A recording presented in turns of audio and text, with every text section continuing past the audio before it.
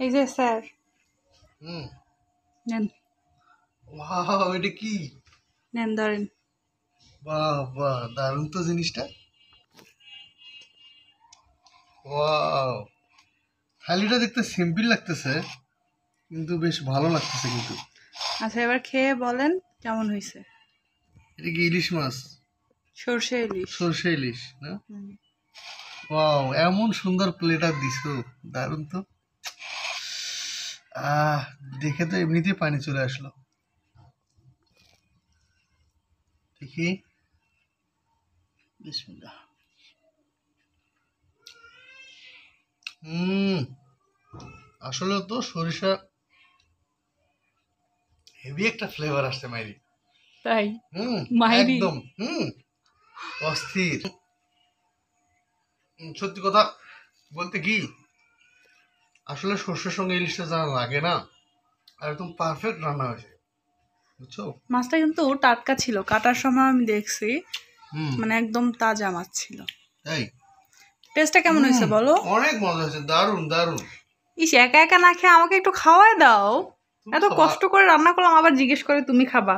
না, আমি দেখার জন্য শুধু রান্না করছি। আচ্ছা ঠিক আছে আমি একটু খাওয়া দিচ্ছি হ্যাঁ কেমন সেলফিশ মানুষ রে ভাই তুমি। না না খাওয়া দিচ্ছি হয়েছে, খাবো না আমি, সরো। না না না আরে না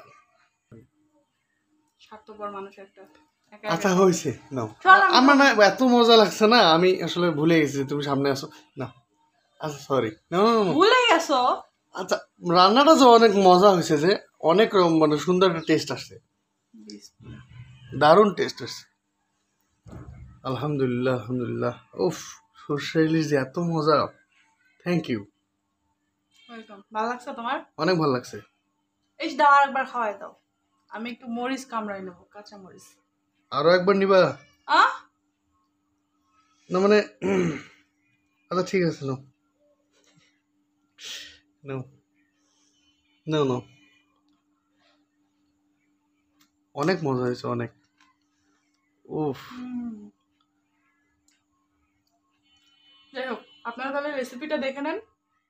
আজকের এই সর্ষে ইলিশ রান্নার জন্য আমি এখানে একটা মাঝারি সাইজের ইলিশ নিয়ে নিয়েছি, যেখানে পিস হয়েছে 4 পিস এবং মাথার লেজ সহ হয়েছে টোটাল 6 পিস। এবার এগুলোকে খুব ভালো করে ধুয়ে নিয়েছি। এর মধ্যে দিয়ে দিচ্ছি সামান্য পরিমাণ লবণ আর হলুদ গুঁড়া দিয়ে খুব ভালোভাবে মাখিয়ে নিচ্ছি। শুনেছি ইলিশ মাছ নাকি যত ধুবেন তত নাকি এর স্বাদ চলে যায়। আগেরকার লোকরা বলে যে ইলিশ মাছ নাকি খুব কম ধুয়েই রান্না করতে হয়। এমনও শুনেছি অনেক লোক নাকি ইলিশ মাছ কাটার আগেই ধুয়ে নেয়, কাটার পর আর ধোয় না। যাই হোক, ওটা ম্যারিনেট করে রেখে দিলাম। এবার মশলাটা বেটে নেব। এখানে আমি 3 পিস কাজু বাদাম নিয়েছি, সর্ষে, একটা পেঁয়াজ কুচি, একটু লবণ আর 4টা কাঁচামরিচ। যদি কখনো সর্ষে ইলিশের সঙ্গে বাদাম বাটা না দিয়ে থাকেন, কখনো একবার দিয়ে হলেও ট্রাই করবেন, দেখবেন কতটা টেস্ট বেড়ে যায়। সব মশলাগুলো আমি বেটে নিলাম। এবার কড়াইয়ে আমি দিয়ে দিচ্ছি সর্ষের তেল। তেলটা একটু চারপাশে ছড়িয়ে দিচ্ছি। তেল গরম হয়ে আসা পর্যন্ত অপেক্ষা করতেছি। যখন তেলটা গরম হয়ে আসবে সেই পর্যায়ে আমি সেই ম্যারিনেট করে রাখা মাছগুলো দিয়ে দিচ্ছি, হালকা একটু ভেজে নেব। আপনারা চাইলে না ভেজেও রান্নাটা করতে পারেন, বাট আমি আজকে একটু হালকা ভেজেই সর্ষে ইলিশটা রান্না করব। যখন এরকম হালকা একটু ভাজা হয়ে যাবে এই পর্যায়ে আমি মাছগুলোকে উঠিয়ে নেব। মাছগুলো উঠিয়ে নিয়ে বাকি যে লেজ আর মাথাটা আছে সেটাকেও এই পর্যায়ে দিয়ে দেব, সেগুলোকেও ভেজে নেব আমি। তো এবার দিয়ে দিচ্ছি সেই মাথাটা আর লেজটা, এগুলোকেও আমি একটু ভেজে নিচ্ছি। অনেকে চাইলে এই মাছ ভাজার তেলটাও কিন্তু রেখে দিতে পারেন, এই তেলটা দিয়ে ভাত খেতেও কিন্তু বেশ দারুণ লাগে, ইলিশ মাছের একটা ফ্লেভার পাওয়া যায়। এবার ওই তেলেই দিয়ে দিলাম আমি একটু কালো জিরা আর শুকনো মরিচের ফোড়ন দিয়ে একটু নেড়ে চেড়ে নিচ্ছি।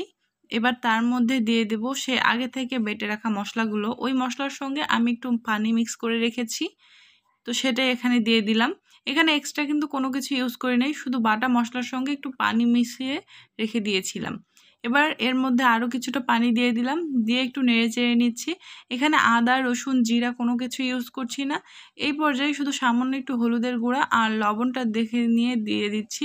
অবশ্যই লবণটা চেক করে দেখে তারপর দিয়ে দেবেন, কারণ যেহেতু সর্ষে বাটার সময় লবণ দেওয়া হয়েছে এবং মাছ ভাজার সময়ও লবণ দেওয়া হয়েছে। তো এবার যখন পানিটা একটু ফুটে আসবে সেই পর্যায়ে এখানে দিয়ে দিচ্ছি আমি সেই মাছগুলো যেগুলো আগে থেকে ভেজে রেখেছিলাম। যখন এরকম একটু ফুটে আসবে, ঝোলটা হালকা একটু কমে আসবে, এই পর্যায়ে 3টা কাঁচামরিচ আমি এখানে মুখটা একটু ফালি করে নিয়ে দিয়ে দিলাম।